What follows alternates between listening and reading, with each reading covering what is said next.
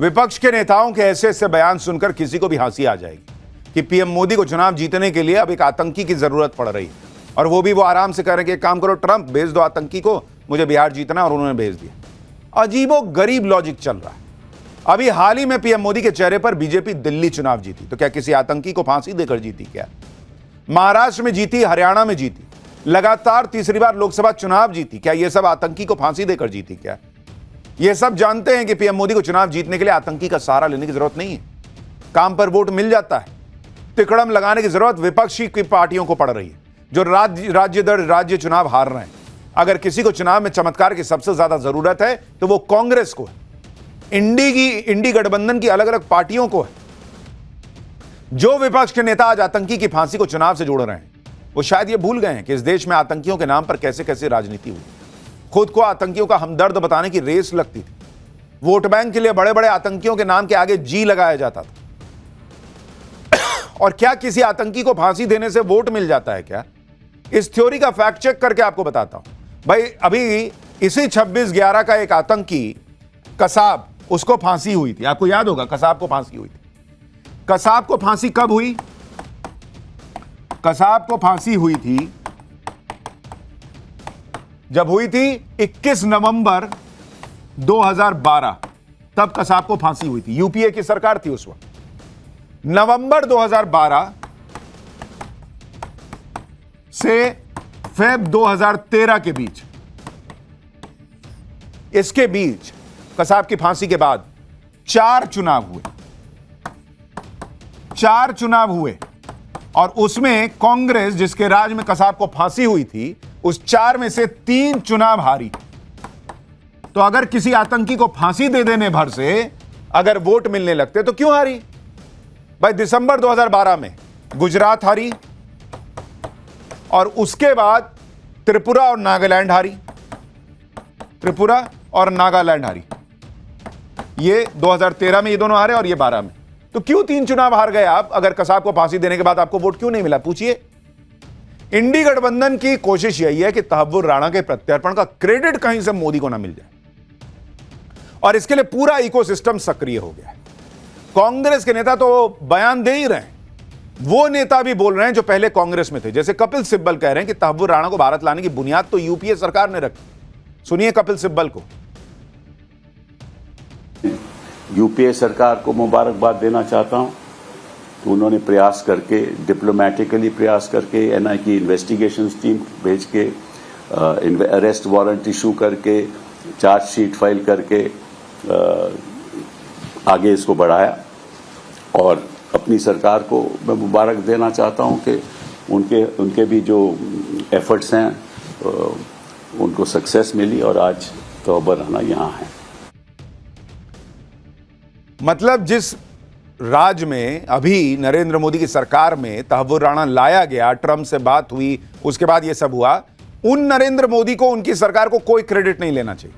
लेकिन इनके समय में कुछ प्रयास भी हुआ था जिसका कोई रिजल्ट नहीं आया, वो क्रेडिट कांग्रेस को जरूर मिल जाना चाहिए।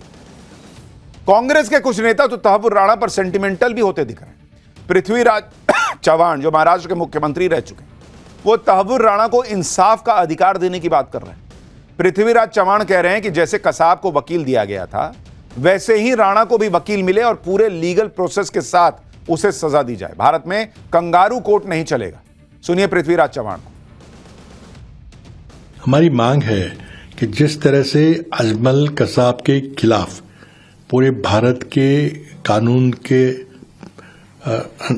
अंतर्गत जो पूरा मुकदमा चला है, कसाब को पूरा अपना बचाव करने का, अपने वकील देने का पूरा अधिकार था, उसने वकील दिए, उसको पूरा अपील करने का मौका मिला हाई कोर्ट में, फिर सुप्रीम कोर्ट में, उसके बाद उसको सजा हुई। तो इसी तरह से राणा का जब ट्रायल होगा, उसका जब मुकदमा चलेगा, तो इसी तरह से उसको पूरा कानूनी तरीके से अधिकार देकर उसको जो भी सजा हो उसको स्वीकार करना पड़ेगा। हमारे देश में कंगारू कोर्ट नहीं चलेगा। कांग्रेस के नेता का बयान सुनिए। ऐसा लग रहा कि कहीं तहव्वुर राणा निर्दोष ना हो, उसको गलत तरीके से फांसी वासी ना हो जाए। अरे भाई सब प्रक्रिया से ही होगा। उसको अमेरिका में ऑलरेडी सजा हो चुकी है, दोषी है वो, आरोपी नहीं है। यह नैरेटिव सेट करने की कोशिश की जा रही है कि यूपीए सरकार मुंबई हमले के आरोपियों को सजा दिलाने में कितनी एक्टिव थी। लेकिन इसका एक और पहलू भी है। अगर कांग्रेस और यूपीए सरकार इतने ही गंभीर थे तो इस तरह की खबरें नहीं छपी होती।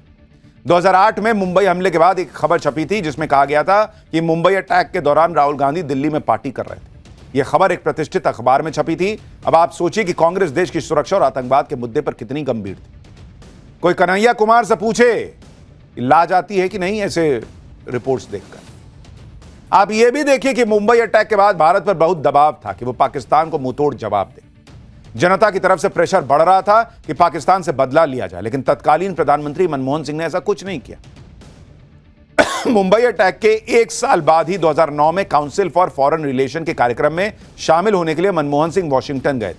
वहां पर मनमोहन सिंह से यही सवाल किया गया था कि दबाव के बाद भी पाकिस्तान पर एक्शन नहीं लिया, क्या यह ठीक फैसला था? इस पर मनमोहन सिंह ने खुद कहा कि उन्होंने दबाव का सामना किया और पाकिस्तान पर एक्शन नहीं लिया और यह एकदम सही फैसला था। सुनिए तब के प्रधानमंत्री को। Well, let me say there was enormous pressure on me at that time. I resisted that pressure, and I think the decisions that I and our government took was unbalanced. यानी इस देश में एक ऐसा प्रधानमंत्री भी था जो ये मान रहा है कि 26/11 जैसे आतंकी हमले के बाद मेरे पे प्रेशर था, लेकिन मैंने कुछ नहीं किया। मैंने सही फैसला लिया कुछ नहीं करके। मुंबई हमले के वक्त यूपीए सरकार हर मोर्चे पर नाकाम रही थी। ना हमला रोक पाई, ना गुनहगारों को पकड़ पाई, पाकिस्तान को ना सबक सिखा पाई। और पीएम मोदी आतंकी तहव्वुर राणा को लेकर आए तो उस पर भी कांग्रेस के नेता क्रेडिट लूटने के लिए धक्का मार गए। हट, मुझे लेने दो क्रेडिट। आप देखिए कि विदेश से भारत के दुश्मनों को लाने में मनमोहन सिंह और नरेंद्र मोदी सरकार का ट्रैक रिकॉर्ड क्या कहता है। ये आंकड़े ही सारी कहानी बता देंगे। अगर आप देखेंगे कि प्रत्यर्पण को लेकर क्या ट्रैक रिकॉर्ड है, प्रत्यर्पण किसके समय में कितने प्रत्यर्पण हुए, 2008 से 2013 के बीच में कुल कितने प्रत्यर्पण हुए, 16। यह यूपीए की सरकार का बता रहा हूं। और अब आप देखिए 2019 से 2024 के बीच में कितने प्रत्यर्पण हो चुके हैं, जिसमें 2 साल कोरोना भी था। 23 प्रत्यर्पण हो चुके हैं अपराधियों के। यह फर्क है दोनों सरकारों के बीच। तहव्वुर राणा की बात करते हुए विपक्ष के नेता यह भी पूछ रहे हैं कि विजय माल्या, नीरव मोदी, ललित मोदी और लॉरेंस बिश्नोई के गैंग से जुड़े गैंगस्टर को मोदी सरकार कब लाएगी। मैं आपको बताता हूं कि कौन कौन से बड़े अपराधी हैं जिनके प्रत्यर्पण की प्रक्रिया चल रही है। जैसे नीरव मोदी, विजय माल्या, इनके प्रत्यर्पण की अर्जी यूके को दी जा चुकी है। पिछले साल दिसंबर में ही G20 की मीटिंग के दौरान खुद पीएम मोदी ने यूके के पीएम से इन्हें जल्द से जल्द, यानी नीरव मोदी और विजय माल्या के प्रत्यर्पण के लिए कहा था। लॉरेंस बिश्नोई के भाई गैंगस्टर अनमोल बिश्नोई के प्रत्यर्पण की अर्जी अमेरिका को दी गई है। जहां तक खालिस्तानियों की बात है, भारत ने कनाडा से लखबीर सिंह लांडा और अर्शदीप सिंह जैसे खालिस्तानियों के प्रत्यर्पण की अर्जी भी लगा रखी है। अक्टूबर 2024 में ही MEA ने खुद बताया था कि भारत ने कुल 26 खालिस्तानियों की रिक्वेस्ट कनाडा को दी हुई है, लेकिन उसमें से केवल 5 पर कनाडा ने एक्शन लिया है। और यह भारत की रिक्वेस्ट करीब 1 दशक से पेंडिंग है, यानी ट्रूडो की शह न मिलती तो इन खालिस्तानियों का हिसाब भी हो चुका। यानी आपराधिक क्राइम से जुड़े भगोड़े हों या गैंगस्टर या आतंकी, नरेंद्र मोदी की सरकार भारत को नुकसान पहुंचाने वाले हर अपराधी को भारत लाने की कोशिश कर रही है। तहव्वुर राणा कोई अकेला व्यक्ति नहीं है जिसे प्रत्यर्पण करके दूसरे देश से यहां लाया गया है। पिछले कुछ सालों में मोदी सरकार कई वांटेड लोगों को पकड़कर लाई। जैसे साल 2020 में अंडरवर्ल्ड डॉन रवि पुजारी को साउथ अफ्रीका से गिरफ्तार किया गया, सेनेगल से उसे भारत लाया गया, वो 200 केसेस में वांटेड था। इसके अलावा साल 2015 में दाऊद इब्राहिम के करीबी छोटा राजन को इंडोनेशिया से लाया गया था। साल 2018 में ऑगस्टा वेस्टलैंड स्कैम में क्रिश्चियन मिशेल को UAE से लाया गया। ये वो बड़े नाम हैं जो मोदी सरकार के वक्त विदेश से लाए गए। तहव्वुर राणा पर राजनीति के चैप्टर के बाद आपको बताता हूं कि NIA की रिमांड में तहव्वुर राणा क्या क्या राज उगल सकता है या उगल रहा। सबसे पहले आपको कल रात की वो तस्वीरें जरूर देखनी चाहिए जब तहव्वुर राणा को दिल्ली के पटियाला हाउस कोर्ट लाया गया। तहव्वुर राणा को भारी सुरक्षा के बीच कोर्ट में पेश किया गया। काफिले में बख्तरबंद गाड़ियां थी, दिल्ली पुलिस की special weapons and tactics team थी और इस काफिले में पुलिस की वैन थी। माना जा रहा है कि एक सामान्य कैदी के तौर पर तहव्वुर राणा को इसी वैन में लाया गया। कल रात को करीब 2 बजे पटियाला हाउस कोर्ट ने तहव्वुर राणा को 18 दिन की पुलिस कस्टडी में भेज दिया। एनआईए ने कोर्ट को बताया कि मुंबई हमले से जुड़ी बड़ी साजिश का सच सामने लाने के लिए राणा से पूछताछ की जाएगी, इसलिए एनआईए को राणा की कस्टडी सौंप दी गई। तहव्वुर राणा अब अगले 18 दिन तक एनआईए के रिमांड में रहेगा। तहव्वुर राणा से क्या क्या सवाल होंगे इसकी भी लिस्ट तैयार है। जैसे 26 नवंबर 2008 के दौरान तुम्हारी लोकेशन क्या थी, 8 नवंबर 2008 से 21 नवंबर 2008 के दौरान तहव्वुर राणा तुम इंडिया क्यों आए थे, भारत में रहने के दौरान तुम किस किस से कहां कहां मिले। यह बहुत इंपॉर्टेंट सवाल है क्योंकि भारत में भी इसके कौन कौन साथी हैं वो पता चलेगा। डेविड कोलमैन हेडली को कब से जानते हो, उसको फेक वीजा देकर भारत में क्यों भेजा था। लश्कर तैयबा के चीफ हाफिज सईद को कैसे जानते हो और हाफिज से तुम्हारी पहली बार मुलाकात कब और कहां हुई थी। तुमने लश्कर तैयबा की मदद कैसे की थी, मदद करने के बदले में लश्कर ने तुम्हें क्या दिया। पाकिस्तानी आर्मी और आईएसआई तुम लोगों की मदद कैसे करती है। टारगेट पर हमले की इंस्ट्रक्शन क्या तुम्हें आईएसआई देती है। आईएसआई की प्लानिंग क्या थी, जिन जगहों पर हमले हुए वो ही टारगेट थे या भारत के कुछ और निशान टारगेट भी थे जिनको तुम पूरा नहीं कर पाए। हमलों में आईएसआई की तरफ से सिर्फ मेजर इकबाल और समीर अली शामिल थे या कुछ और बड़े अधिकारी भी शामिल थे। आतंक फैलाने की प्लानिंग को फाइनेंस कौन करता है। क्या आईएसआई के अलावा पाकिस्तान सरकार को भी आतंकी हमलों की जानकारी थी। यानी तहव्वुर राणा जैसे जैसे जवाब देगा, भारत में उसके साथी, आईएसआई के साथी, पाकिस्तान के साथी एक्सपोज होंगे और पाकिस्तान दुनिया के सामने एक्सपोज होगा। तहव्वुर राणा से पहली दौर की पूछताछ शुरू हो चुकी है। खबर है कि एनआईए जांच के दौरान तहव्वुर राणा को मुंबई ले जा सकती है। उसे उन जगहों पर भी ले जाया जा सकता है जहां वो साल 2008 में हमले से ठीक पहले गया था। तहव्वुर राणा से किस तरह पूछताछ हो रही है, उसके एनआईए हेडक्वार्टर में कैसे उसे रखा गया है, इसकी डिटेल भी आपको बताता हूं। खबरों के मुताबिक दिल्ली में एनआईए हेडक्वार्टर में ग्राउंड फ्लोर पर राणा को रखा गया है। उसे 14 बाई 14 के स्पेशल सेल में रखा गया है। सेल में सीसीटीवी लगा हुआ है, बेड है, टॉयलेट है। तहव्वुर राणा से आज सुबह 10 बजे पूछताछ शुरू हुई। एनआईए के इंटरोगेशन रूम में भी सीसीटीवी कैमरा लगा हुआ है। एनआईए हर दिन तहव्वुर राणा से पूछताछ करेगी। वो जो भी बताएगा उसका स्टेटमेंट रिकॉर्ड होगा। वो कस्टडी के दौरान नुकसान न पहुंचाए खुद को, इसका भी खास ध्यान रखा जा रहा है। तहव्वुर राणा जैसे आतंकी को अमेरिका से भारत लाना आसान नहीं था। इसमें कई खतरे थे क्योंकि तहव्वुर राणा वो आतंकी है जो पाकिस्तान के सारे राज खोल सकता है, इसलिए उसकी जान को बड़ा खतरा था। तहव्वुर राणा को सुरक्षित अमेरिका से लाने के लिए top secret mission operation Rana चलाया गया। राणा को अमेरिका से लाने के लिए स्पेशल टीम भेजी गई। इस टीम में एनआईए के अधिकारी और एनएसजी कमांडोज थे।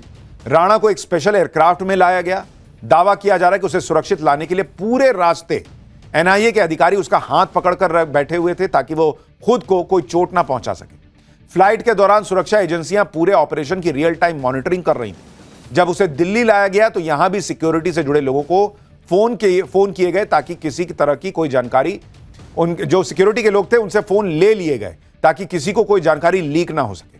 मीडिया से दूरी बनाने के लिए उसे एयरपोर्ट से दूसरे गेट से नॉन ट्रांसपेरेंट जेल वैन से ले जाया गया।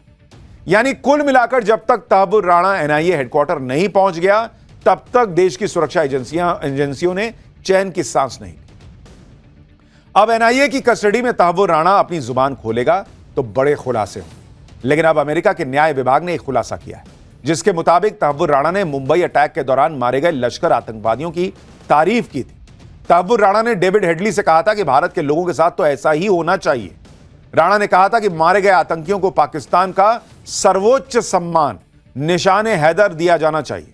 निशाने हैदर पाकिस्तान का सर्वोच्च सैन्य वीरता पुरस्कार है और सिर्फ सैनिकों को दिया जाता है।